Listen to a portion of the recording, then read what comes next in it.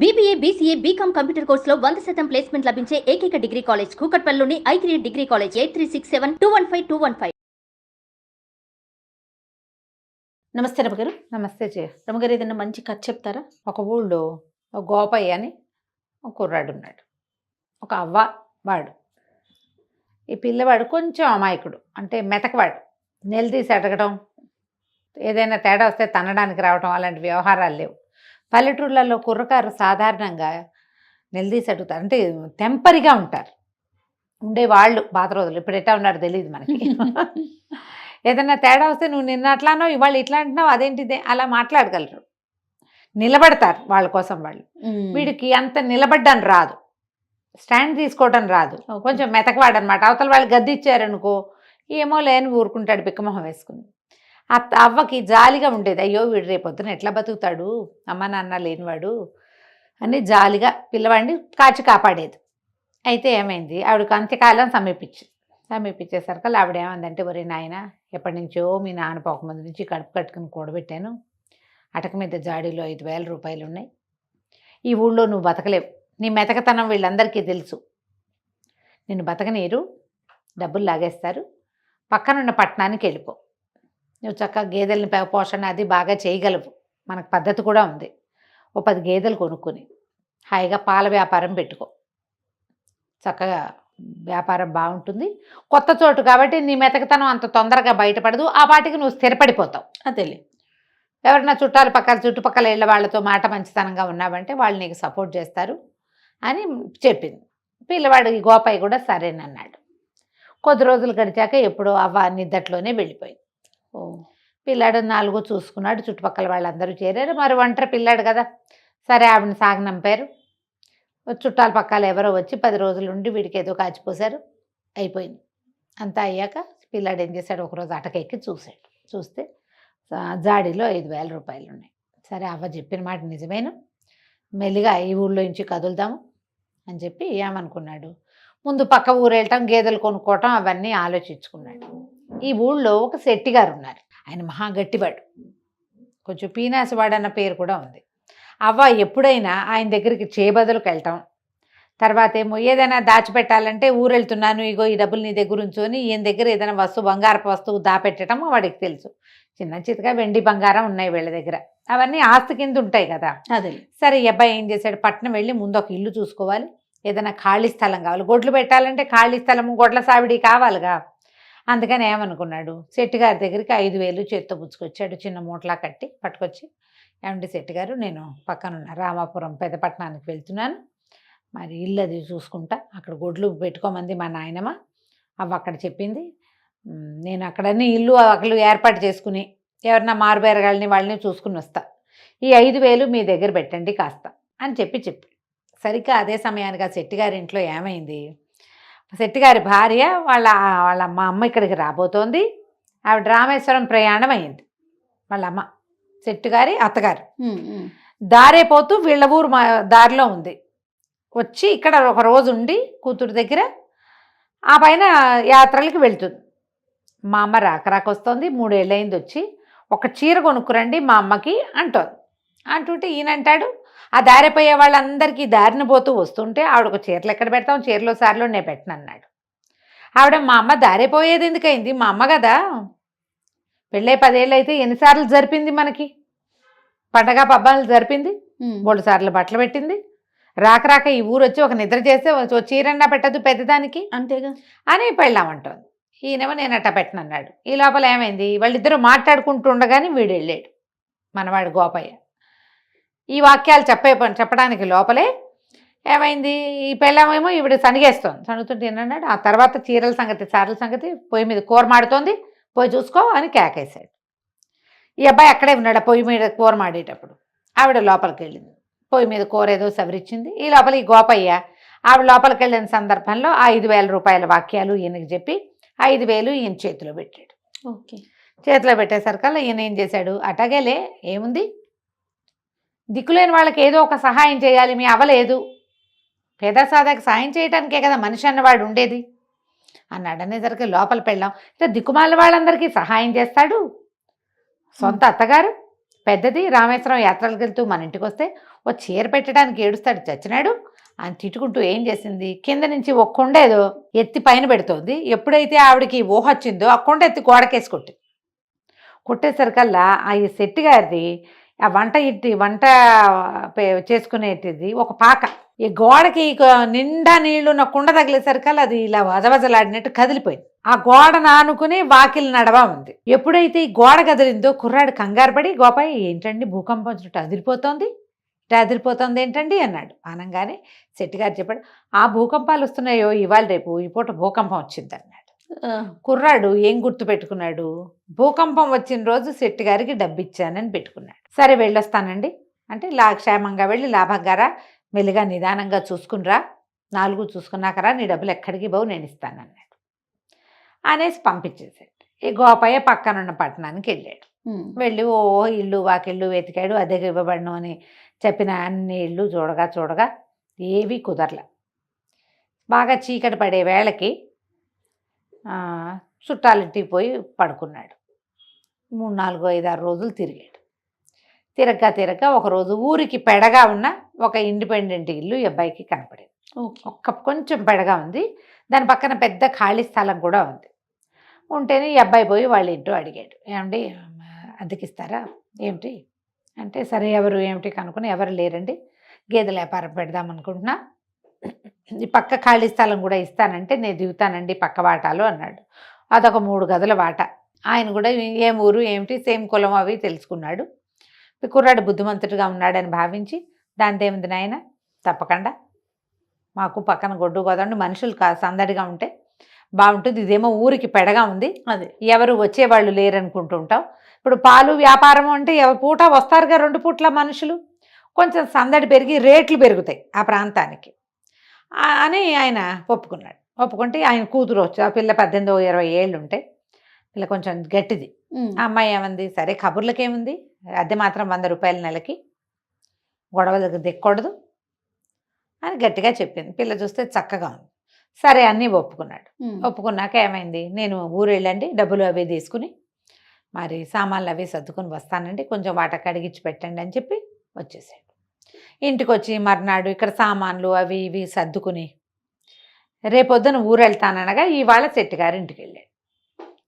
శెట్టి గారు నమస్కారం అండి, రామాపురంలో అన్నీ ఏర్పాటు చేసుకొచ్చాను, మరి గేదెల బేరగాళ్ళు కూడా దొరికారు, ఒక 8 గేదెలకు బేరమైందండి, మీరు డబ్బు ఇప్పిస్తే నేను వెళ్ళి పని చేసుకుంటానండి, రేపు వెళ్ళిపోతున్నానండి అన్నాడు. ఎంత కావాలో అని అడిగాడు ఆయన. ఎంత కావాలి ఏంటండి, నేను మీ దగ్గర పెట్టిన డబ్బు ఇచ్చేయండి అన్నాడు. నువ్వు నా దగ్గర ఏం పెట్టావు అన్నాడు ఆయన.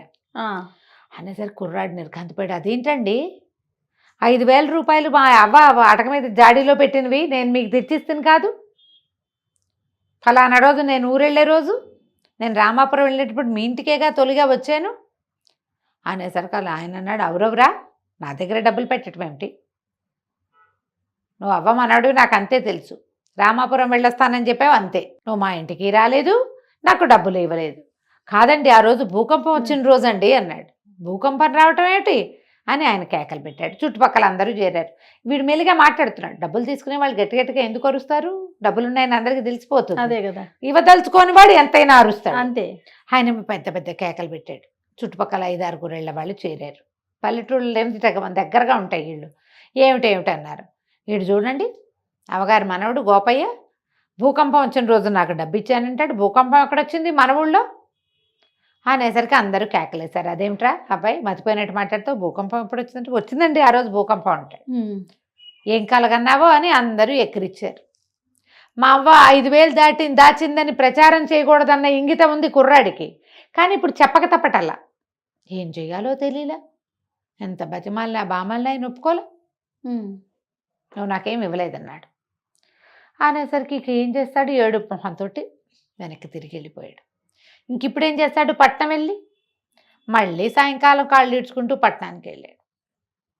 వెళ్ళి వాళ్ళ ఇంట్లో చెప్పాడు.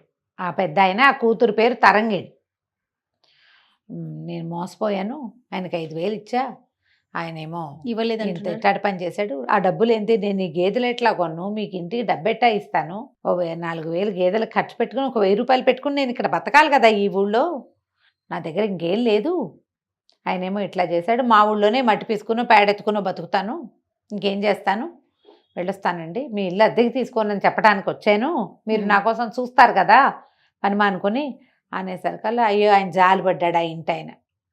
అయ్యో పాపం ఎంత కష్టం వచ్చిందయ్యా, భలే మోసం చేశాడే వాడెవడో దుర్మార్గుడు, నిన్ను జాగ్రత్తగా బతుకునాయన అమాయకుడివి అన్నాడు. అనేసరికి అలా పిల్ల లోపల నుంచి మజ్జిగ తీసుకుని లోపల నుంచి వస్తూ, అదేమిటి నాన్న, దిక్కపోతే దిక్కపోయాడు, మన ఇంట్లో దిక్కపోయినా నష్టం లేదు, కానీ ఇతను పోగొట్టుకున్న డబ్బు మాత్రం ఇప్పించాలి కదా, అతను అమాయకుడు పోగొట్టుకున్నాడు, మనం తెలుగు వాళ్ళం కదా అని ఒక ప్లాన్ చెప్తానని ఐడియా చెప్పింది. ఈ ఐడియా ప్రకారం మర్నాడు 2 రోజుల తర్వాత ఆ ఇంటి ఆయన ఈ తరంగిణి వాళ్ళ నాన్న ఓ రేకు పెట్టె పుచ్చుకుని గోపయ్య వాళ్ళ ఊరు వెళ్ళాడు. వెళ్ళి ఈ శెట్టిగారింటికి వచ్చాడు. శెట్టిగారింటో దండం పెట్టాడు. అయ్యా, మరి మీరే కదండి శెట్టిగారు, నేను గోపయ్యకి కాబోయే మామగారినండి, వాళ్ళ అవ్వ ఉండగానే పిల్లని గోపయ్యకి ఇచ్చి సంబంధం కుదుర్చుకున్నాం, ఆవిడేమో మీ ఊరు రామాయణంలో పెళ్లి చేయాలని మాతో మాటిచ్చింది, ఆవిడ పోయింది కదా, ఏడాది లోపల పెళ్లి చేస్తే ఆవిడకి ఉత్తమ గతులు కలుగుతాయని నేను డబ్బు గిబ్బు అన్నీ సవరించుకుని వచ్చానండి, మీరు పెద్ద మనిషి, ఈ ఊళ్ళో మీరే చాలా పెద్ద మనిషి అని చాలాసార్లు అవ్వగారు చెప్పింది పెళ్లి మాటలకు వచ్చినప్పుడు, ఈ పెట్టెలో 60,000 ఉన్నాయండి, రేకు పెట్టె ఒకటి తెచ్చాడు, ఆ పెట్టెలో 60,000 ఉన్నాయి, పెట్టె మీ దగ్గర ఉంచండి, ఎందుకంటే నేను ఈ ఊరు వాడిని కాదు, ఇక్కడ ఏర్పాట్లు చేయాలి, వంట వాళ్ళని మాట్లాడుకోవాలి, పురోహితుడిని మాట్లాడాలి, సన్నాయి వాళ్ళని మాట్లాడాలి, 4 ఏర్పాటు చేసుకోవాలి కదా, రామాలయంలో చెప్పాలి, ఇవన్నీ ఉన్నాయి, ఈ డబ్బులు పుచ్చుకుని ఊరంతా నేను తిరగలేను, నాకు ఇక్కడ ఇంకో ఆనుపాను లేదు, మీరు మహానుభావులని చాలా పెద్ద మనిషి అని నేను విన్నాను, ఈ 60,000 రూపాయలు పెట్టే మీ ఇంట్లో ఉంచండి, ఓకే, వీళ్ళు వెంబడి 1000 చొప్పున తీసుకుంటా అని చెప్పంగానే ఆయనకు ఆశ వచ్చేసింది.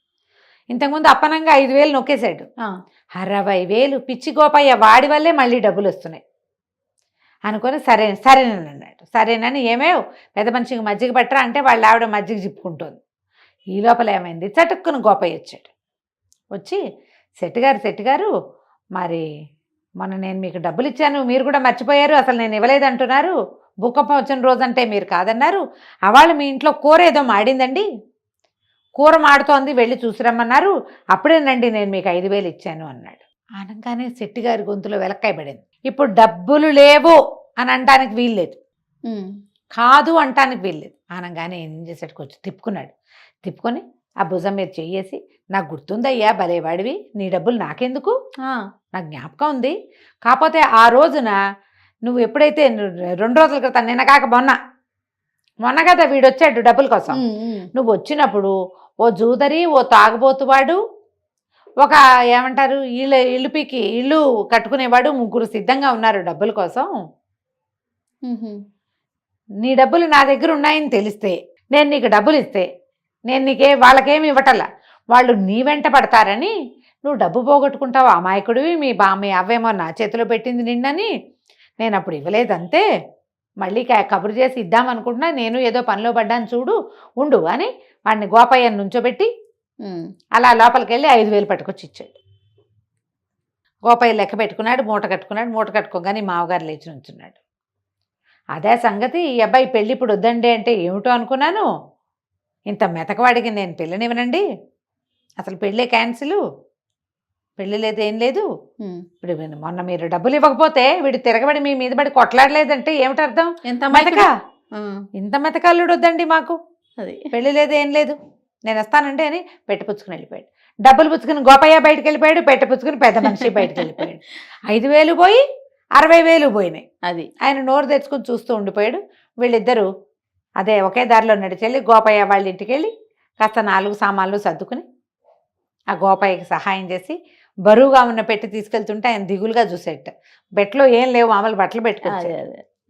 పట్నం వెళ్ళిపోయారు. పట్నం వెళ్ళాక సరే ఆయన చాలా సంతోషించాడు గోపయ్య, మీ వల్ల నేను డబ్బులు తీసుకోగలిగాను, నాకు ఆ తెలివితేటలు లేవు, అన్యాయం అయిపోయేవాడిని అని చెప్పి ఆ గేదెలు అవి ఏర్పరచుకున్నాడు. ఆయన అన్నాడు, దానిదే ఉంది నాయన, మెతక వాళ్ళకి ఎప్పుడు పక్కన తెలివైన వాళ్ళు ఉండాలి, మెతకవాడు మెతకగా ఉండటంతో పాటుగా పక్కవాడి తెలివితేటలు ఒప్పుకోవాలి, నువ్వు ఒప్పుకున్నావు కాబట్టి ఈ పని అయింది, అంతేగా, మీకెందుకు అనలా నువ్వు అంటే రాకపోను, అలాగే నువ్వు జీవితాంతం మా సలహా సంప్రదింపు వింటానంటే లక్షణంగా మా పిల్లని పెళ్లి చేసుకో, గేదెల వ్యాపారం పెట్టు, మా అమ్మాయి పై ఎత్తున అన్నీ చూసుకుంటుంది. పని నువ్వు చేయి, పై ఎత్తున పాప చూసుకుంటుంది, హాయిగా ఇద్దరు చిలక గోరింకలాగా నాకంటుకుందే ఉంటారంటే సంతోషించాడు గోపయ్య. వాళ్ళ అవ్వ అన్నగా అనుకున్నట్టుగానే వీడు ఒక తెలివైన వాళ్ళ సాంగత్యంలో ఉండి హాయిగా ఉన్నాడు. కథ కంచికి మనం ఇంటికి. చూడండి, తెలివితేటలు అందుకే ఎవరి సొత్తు కాదు.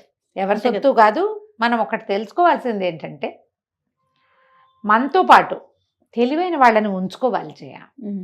వాళ్ళతో మనకి మంచి ఫ్రెండ్షిప్ ఉండాలి. వాళ్ళు మన్నెత్తి మీద చేపెట్టేలాగా ఉండకూడదు. కాస్త జాగ్రత్త పడి, మనకు అంత తెలివి లేదంటే తెలివిగా ఉన్న వాళ్ళతో ఫ్రెండ్షిప్ చేయి అది చక్కగా. నిజం రమ్మగారు, అప్పుడే కదా? మన అచీవ్మెంట్ అనేది ఇంకా 100% సక్సెస్ అవుతుంది అవును కదండి. అవును. రైట్ రమ్మగారు, నమస్తే. నమస్తే చేయ.